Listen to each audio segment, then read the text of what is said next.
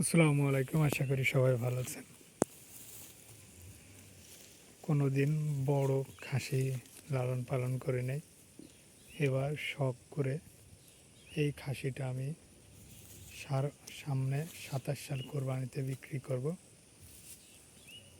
এই খাসিটি